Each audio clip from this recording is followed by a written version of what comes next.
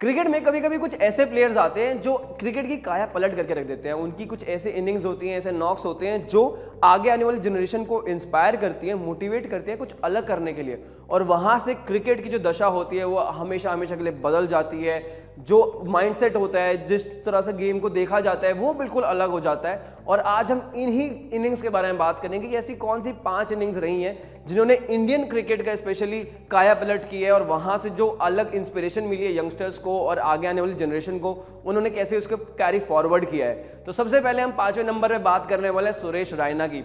2010 टी20 world cup, Saint Lucia का वो मैदान, और साउथ अफ्रीका के खिलाफ ये मैच चल रहा है जिसमें सुरेश रैना ने शतक लगाया और पहले भारतीय खिलाड़ी बने जो वर्ल्ड कप के साथ साथ टी20 इंटरनेशनल में, टी20 वर्ल्ड कप, टी20 इंटरनेशनल दोनों में पहले भारतीय बनते हैं जिन्होंने शतक लगाया।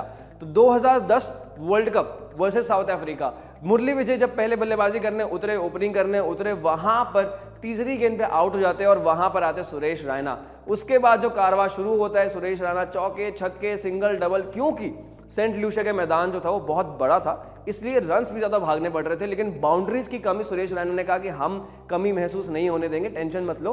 और 9 बाउंड्रीज लगाई और 5 छक्के लगाए, यानी कि 9 चौके और 5 छक्के लगाए अपनी इस 101 रन की पारी में। 60 गेंदें खेली और सुरेश रैना ने ये कीर्तिमान रचा और पहले भारतीय खिलाड़ी बने टी20 इंटरनेशनल में शतक जड़ने वाले। उसके बाद तो कारवां बढ़ता रहा। उसके बाद रोहित शर्मा, दीपक हुडा, ना जाने कितने लोगों ने सेंचुरी बनाई। शुभमन गिल भी उस लिस्ट में शामिल है, विराट कोहली उस लिस्ट में शामिल है। तो टी20 इतिहास में भारत की तरफ से लेकिन सबसे पहले खिलाड़ी वही बने थे, सुरेश रैना बने थे। और उन्होंने बताया था, दिखाया था, जताया था कि भारतीय भी टी20 इंटरनेशनल में यह कारनामा रच सकते हैं, 100 बना सकते हैं। और जो बैरियर होता है, मेंटल बैरियर, वो वहां पे सुरेश रैना ने तोड़ा था और सबके लिए आसान बनाया था, शायद से रहा। और अब चलते हैं सीधा नंबर 4 की तरफ। नंबर 4 पे हमारे मास्टर ब्लास्टर सचिन तेंदुलकर। जी हाँ, साउथ अफ्रीका ही ओपोनेंट है, यहाँ पर भी कंसिस्टेंटली 5वें नंबर से सुरेश रैना से लेके अब 4थे नंबर पे हम आए हैं। तो सुरेश रैना के बाद अब सचिन तेंदुलकर का जो 200 आया था, डबल सेंचुरी, पहले मेल क्रिकेटर बने थे सचिन तेंदुलकर जिन्होंने ये फीट हासिल की थी। और इसके बाद तो बहुत सारे दोहरे शतक लगे हैं, लेकिन ये दोहरा शतक बहुत खास था। फरवरी 2010 की बात है जब साउथ अफ्रीका के खिलाफ इंडियन टीम खेल रही थी और ग्वालियर में मैच हो रहा था, और वहां पे सचिन तेंदुलकर 147 गेंदों में 200 नाबाद की पारी खेलते हैं 25 चौके और 3 छक्कों के साथ। और जैसे ही 200 पूरी होती है तो रवि शास्त्री के वो बोल किसको याद नहीं होंगे। तो first man on the planet to reach 200 in ODI cricket and it's a superman from India. Ravi Shastri के ये बोल सबको याद है और जिस तरह से उन्होंने ये डिफाइन किया था वो सभी के जहन में बस गया था। और पहले इंटरनेशनल क्रिकेटर बने थे, पहले ग्लोबली मेल क्रिकेटर बने थे सचिन तेंदुलकर, जिन्होंने 200 बनाई थी। और कौन बेहतर हो सकता है सचिन तेंदुलकर से ज्यादा इस चीज को अचीव करने के लिए और इस फीट को अचीव करने के लिए। और वहां से पहली बार शायद किसी के जहन में आया होगा कि 200 रन यहाँ पर ओडीआई क्रिकेट में भी बनाए जा सकते हैं किसी एक बल्लेबाज के तौर पर। और उसके बाद तो जैसे झड़ी लग गई थी। फिर रोहित शर्मा की बात करो, Ishan Kishan, Virender Sehwag, Martin Guptill, Glenn Maxwell, Shubman Gill, बहुत सारे प्लेयर्स थे जिन्होंने 200 बनाई है, डबल सेंचुरीज लगाई है ओडीआई क्रिकेट में। लेकिन अगेन वो जो मेंटल बैरियर था और जो एक्चुअली में करके दिखाया कारनामा, वो सचिन तेंदुलकर थे जिन्होंने पहला दोहरा शतक लगाया ओडीआई क्रिकेट में। और वहां से वो कारवां रुका नहीं है, अभी भी बहुत सारे हम दोहरे शतक देखते रहते हैं ओडीआई क्रिकेट में। अब तो मानो जैसे थोड़ा सा और आसान हो गया बनाना, लेकिन सचिन तेंदुलकर पहले प्लेयर बने थे, master blaster Sachin Tendulkar, god of cricket Sachin Tendulkar, जी हाँ, जिन्होंने 200 लगाए थे पहली बार ओडीआई क्रिकेट में। और वो हमारे लिए 4थे नंबर पे आती है। अब चलते हैं नंबर 3 की तरफ। नंबर 3 पे आते हैं वीरेंद्र सहवाग। नहीं, उनके 200 की बात नहीं कर रहे हैं हम, उनकी यहाँ पे 300 की बात करने वाले हैं। जी हाँ, जो पहला 13 शतक लगाया था वीरेंद्र सहवाग ने, वो अपने आप में एक आइकॉनिक इनिंग थी और वहां से काया पलट हुई थी टेस्ट क्रिकेट में भी। और बहुत सारे लोगों को इंस्पिरेशन मिली थी वीरेंद्र सहवाग के तौर पे कि इतनी लंबी इनिंग्स भी खेली जा सकती है इस तरह के प्लेयर से भी। लेकिन 2001 की तरफ चलते हैं पहले, जहां पे वीवीएस लक्ष्मण जो थे उन्होंने 281 रन की इनिंग्स खेली थी अगेंस्ट ऑस्ट्रेलिया, जो ईडन गार्डन्स का वो टेस्ट मैच था, सभी को याद होगा। वहां पे वीरेंद्र सहवाग आके उनको कांग्रेचुलेट जरूर करते हैं, लेकिन उसके साथ साथ बोलते हैं कि आपने ना 300 मिस कर दी, 100 मिस कर दी, वो मैं लगाऊंगा जब मैं बल्लेबाजी करूंगा। और एक दिन ऐसा होगा कि मैं पहला क्रिकेटर बनूंगा, पहला इंडियन बनूंगा बेसिकली, जो 300 रन बनाएगा एक टेस्ट क्रिकेट में। तो अब वीरेंद्र सहवाग ने वो प्रॉमिस तो कर दिया, लेकिन कुछ सालों बाद ही वो प्रॉमिस पूरा भी किया।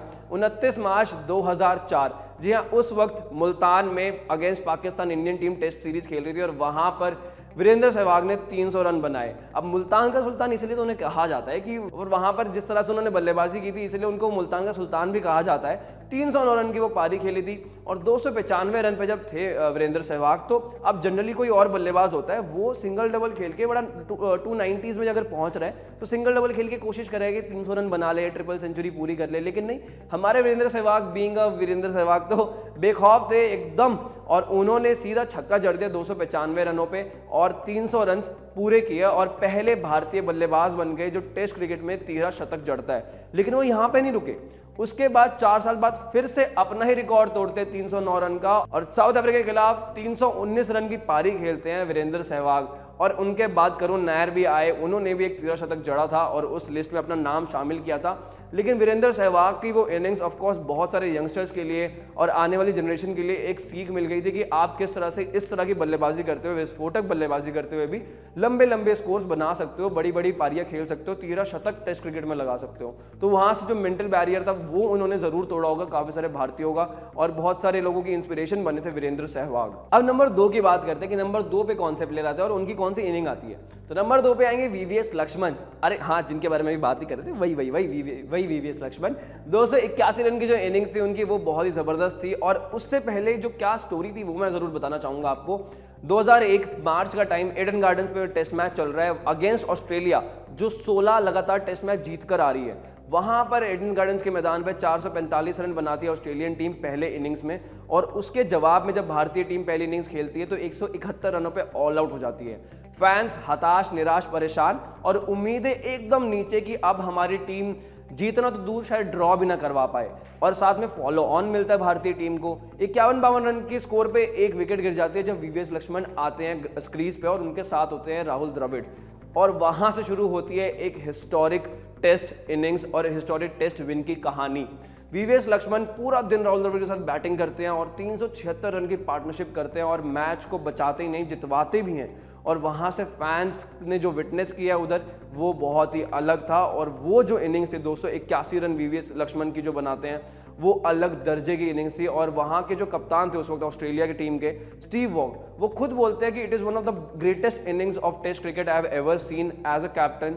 जिस तरह से वीवीएस लक्ष्मण शेन वॉर्न को खेल रहे थे उसके बाद तो हमारे पास कुछ बचा ही नहीं था आगे एग्जीक्यूट करने के लिए and I was running out of ideas. मेरे पास स्ट्रैटेजीज, आइडियाज कुछ भी नहीं था और ऐसे वक्त पे आप सिर्फ और सिर्फ एडमायर कर सकते हो उस प्लेयर को जिस तरह से वो इनिंग्स खेल रहे हैं और बोलिए कि भाई आज आपका दिन है and you are too good for us, लेकिन जिस तरह से आप बल्लेबाजी कर रहे हो वी रियली अप्रिशिएट इट। और ऐसा स्टीव वॉग ने बोला था वीवीएस लक्ष्मण के लिए और उस 281 रनों की पारी के लिए वहां से भारतीय टीम की जो माइंडसेट था टेस्ट क्रिकेट में कि फॉलो ऑन के बाद भी जीता जा सकता है कोई मैच, वो जरूर बदला और वहां से बहुत सारा एक शिफ्ट देखने को मिला था मेंटली और काफी ज्यादा स्ट्रेंथ देखने को मिली थी इंडियन टीम की तरफ से और काफी कॉन्फिडेंस बिल्ड कर दिया था उस इनिंग्स ने, क्योंकि 16 मैच की जो विनिंग स्ट्रीक थी ऑस्ट्रेलिया की वो भी तोड़ी भारतीय टीम ने और वीवीएस लक्ष्मण का उसमें बहुत बड़ा कंट्रीब्यूशन रहा 281 रनों के साथ। इसीलिए दूसरे नंबर पे हमने रखा है वीवीएस लक्ष्मण की इस 281 रनों की इनिंग्स को। अब नंबर 1 पे कौन सी इनिंग्स आएगी? नंबर 1 इनिंग्स आएगी कपिल देव की। जी हाँ, जिस तरह से उन्होंने वर्ल्ड कप 1983 में 175 रन की पारी खेली थी अगेंस्ट जिम्बाब्वे, वो one of the greatest ODI innings थी, सब लोग यही बोलते हैं और वो रिकॉर्ड नहीं हुई थी। हम सिर्फ इमेजिन कर सकते हैं जो भी हम सुनने को आता है कि किस तरह से उन्होंने वो खेला था, किस तरह से वो ओवरऑल इनिंग्स को बिल्ड किया था, वो सिर्फ हम इमेजिन कर सकते हैं और उसके अलावा कुछ नहीं। लेकिन उस इनिंग्स के बारे में बात करते हैं जो आगे मेरे ख्याल से आगे आने वाले टाइम की one of the greatest innings तो रही। उसके बाद जो वहां से काया पलट हुई और हम 1993 वर्ल्ड कप जीते, उसके अंदर भी उस इनिंग्स का बहुत बड़ा रोल था। हमें मैच में, हमें टूर्नामेंट में बनाए रखने के लिए बहुत इंपॉर्टेंट थी वो इनिंग्स और 17 पे 5 हो जाते हैं इंडियन टीम के और वहां पे कपिल देव आते हैं टेल एंडर के साथ बल्लेबाजी करने। अब बहुत मुश्किल से धीरे धीरे पार्टनरशिप्स बिल्ड करते हैं और सैयद किरमानी के साथ, रोजर बिनी के साथ, मदन लाल के साथ इनिंग्स बिल्ड करते हैं और वहां पे 175 रन नॉट आउट की पारी खेलते हैं 138 गेंदों में, जिसमें 16 चौके और 6 छक्के शामिल होते हैं। उस वक्त के हिसाब से इतने बड़े बड़े ग्राउंड्स में इतनी सारी बाउंड्रीज लगाना अपने आप में काबिल तारीफ था और आप बस इमेजिन ही कर सकते हैं कि किस तरह के उन्होंने शॉट्स लगाए होंगे और कितनी बाजू में जान रही होगी कि इस प्लेयर के कि इतने लंबे लंबे छक्के भी लगाए होंगे, 6 छक्के और 16 चौके।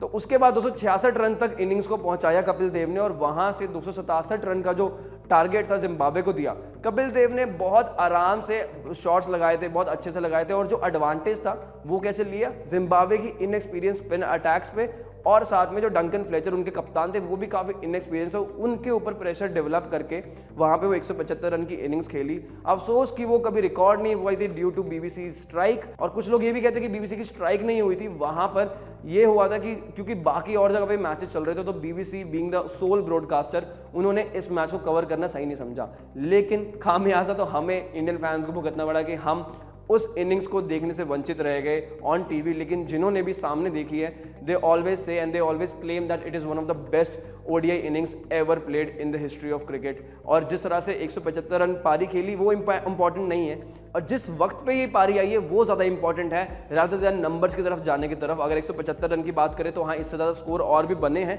लेकिन 17 पे 5 जब इंडियन टीम के हो जाए वहां पे आप मॉरली एकदम डाउन होते हो और आपके पास टेल एंडर्स होते हैं बल्लेबाजी करने के लिए, एंड बीइंग अ कैप्टन आपको अपनी टीम को उठाना भी है, उनका कॉन्फिडेंस भी बिल्ड करना है और वहां से मैच को जीतना भी है और एंड में वर्ल्ड कप भी जीतना है। ऑब्वियसली वो कॉन्फिडेंस कपिल देव ने सबके अंदर इम्बाइब किया, सबके अंदर डाला और खुद के अंदर भी डाला, और एक कैप्टन्स नॉक खेल के दिखाई थी, और वहां से जो माइंडसेट था वो जरूर शिफ्ट हुआ कि हाँ हम वर्ल्ड कप जीत सकते हैं। वो एक बिलीव जगाया था और वो बिलीव वर्ल्ड कप की ट्रॉफी उठाने तक वैसे ही रहा था।